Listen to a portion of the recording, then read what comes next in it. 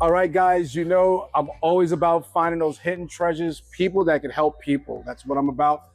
I got my guy, Eric Arroyo. Arroyo. Right. Yes, my man. And it's kind of funny. We just met, and it was interesting how I met with Eric. I've met actually, you know, almost a product of you first, your daughters. Right. And they'll find out more about them later in different videos because I'm blessed that they're going to be partners of mine to help me help other people.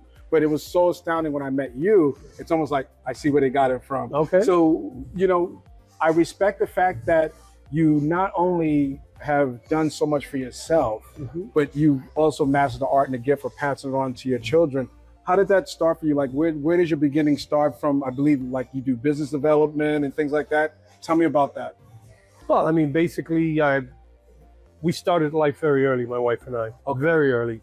But we had an upbringing of faith, right? And having a service-oriented heart. Okay. And a mindset of serving others. Gotcha. And, you know, when coming up, when we got married, had kids, I've been a banker since the age of 16. Wow. So working in a corporate environment, Brazilian bank. So being surrounded by professionals, older people, I kind of grew up faster than my age, but having that bringing up, you know, the family life was all about respect your authorities, respect your elders.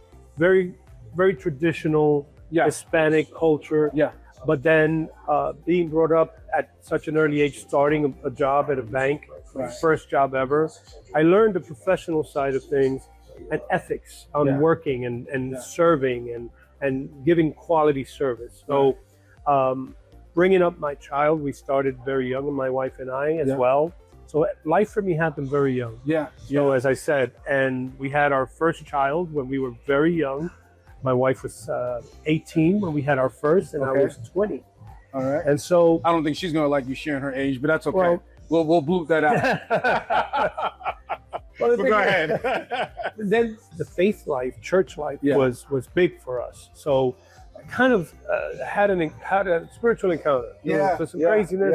And I wound up back in the church where I grew up in. Okay. That's where I raised my kids. That's all they've ever known. Nice. So in an environment of ministry, ministry, the word ministry means servant. Yeah. So they learned what it is to serve others, and they were not shy about it.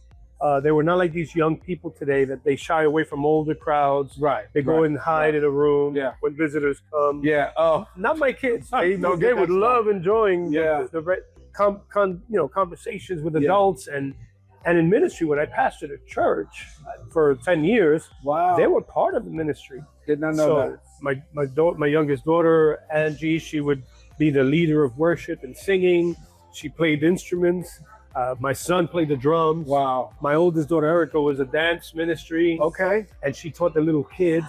So my kids were all involved always in ministry. So the mindset was always serving others. Gotcha. So that ethic was built in business as well. And they became entrepreneur minded. Yeah. Because I've always been. That's what you have. You have the business element that started for such a, and your platform, and it's kind of almost like what's protecting that. That's the foundation. Exactly. That's so the foundation. It's like a mixture. And then when you're just always doing it for the sake of others, that's right. It's just bound to be successful. That's what it's all about. And now, how do you tie that in? So for those that are listening and everything, you know, because people are afraid to talk about money, credit, and everything. And what I'm even finding out about you is even just from a few minutes ago, it's not just just lending to buy a house, but you help people manage their money and helping it get as far as it can. What would be the one thing that you would say, like the average person just watching this right now, just to get going into financial freedom? What would that be for you? What's the first step that people need to do? Especially, let me even throw a curve at you, especially for those who feel like they may not have it. Because, you know, people say, oh, when I get a certain amount, then I'll start figuring it out, because they think that's what it takes, 100,000 and stuff to start doing it. Yeah. Go ahead and I'm going to sound like Carlton Sheets. I don't know if you remember that guy from years ago. Yes. It's going to sound like one of these crazy, cheesy commercials. Yep. I bought my first house with $5 out of my pocket. Wow. And that was for real. Wow. That's true. Wow. And so I know what it is to live by faith.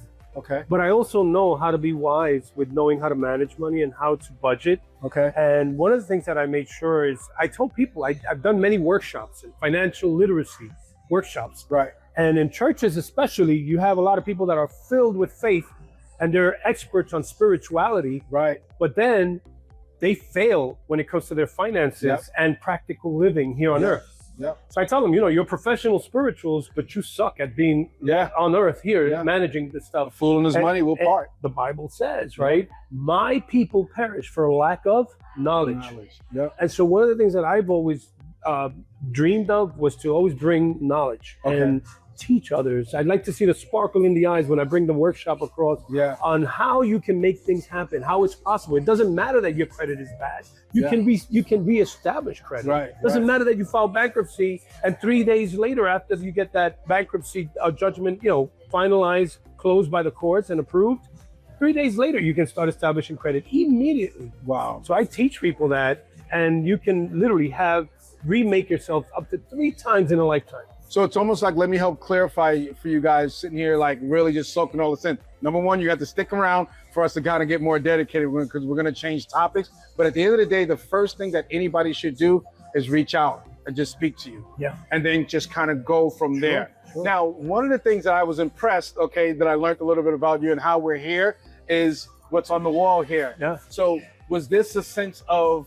release for you? Where did the artistry come from? Because man, guys, and what I found out from, I don't want to give up too much, he just started doing this. You would think that he's been doing this for years and years and years, but putting what you call it brush to canvas. How long have you been doing that? Since 2020, November, to be exact, November of 2020 during pandemic. My wife and I suffered really bad, the COVID. Yeah. We really had it bad.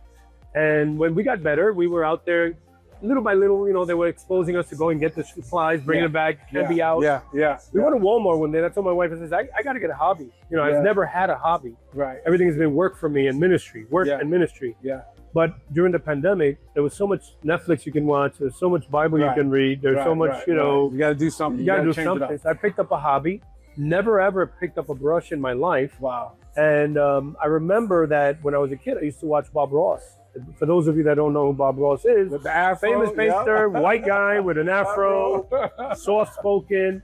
And I used to watch when I was a teenager, but never picked up a brush. I always used to think, well, this guy makes it look too easy for the beautiful stuff that he does. Can't be.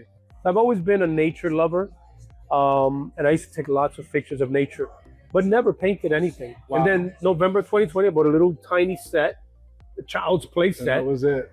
And I started, and here I am today displaying some of my best work, and hopefully somebody will want to take one home with them. There you go. So now, for people to find you for your financial guidance, spiritual guidance, artistic guidance, how can somebody reach you? Yeah, I have an 800 number. It's an 888-320-2177. Okay. My website is in reconstruction mode, so you're not going to find me.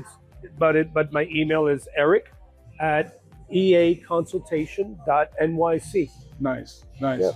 Again, man, this is what I'm about. Thank you so much for sharing the love, blessings that you do. You raise some beautiful daughters. People don't realize it.